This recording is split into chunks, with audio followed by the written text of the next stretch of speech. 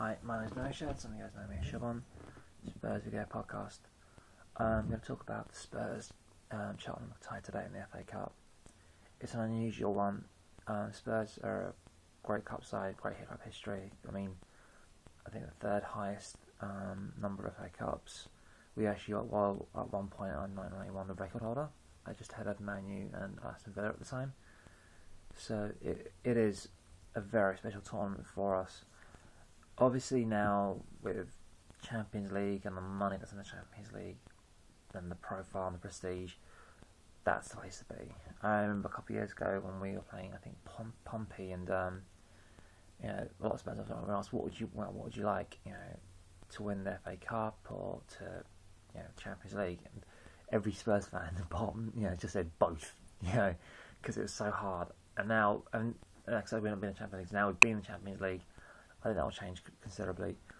In terms of the team, I don't know much about Cheltenham, to be honest. I know they're from Gloucester. I know Cheltenham more for the actual Gold Cup than I do for their football team.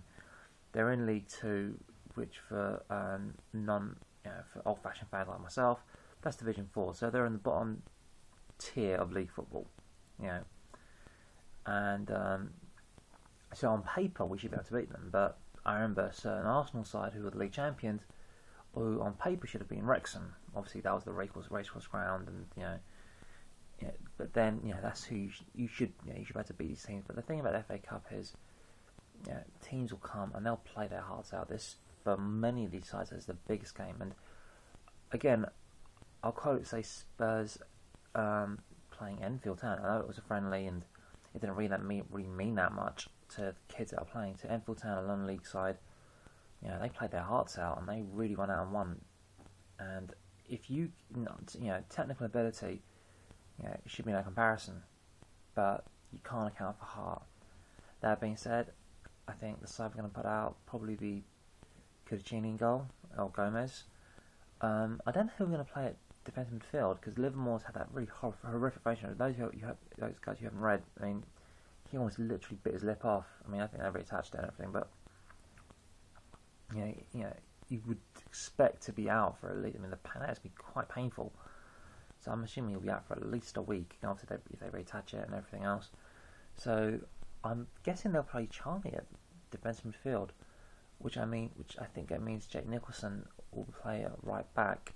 And then that's how I do it. Jake Nicholson right back, Dawson, Bassong centre halves, left back probably Danny Rose.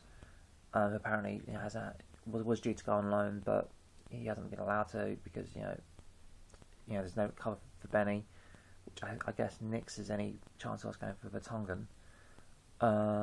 Midfield, I actually go for a 4-2-3-1. Play the two that I would play anyway would be Carroll and Chorluka.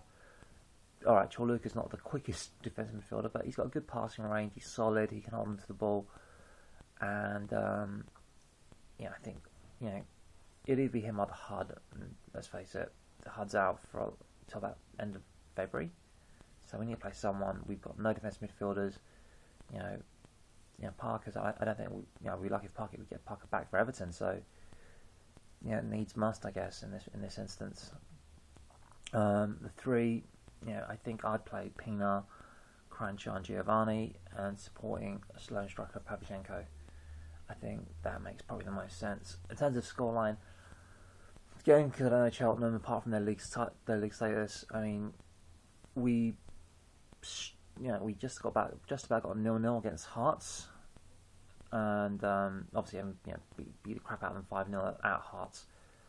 I'm guessing Hearts are somewhat better than Cheltenham, but you don't know Scottish football, so it's pretty shit.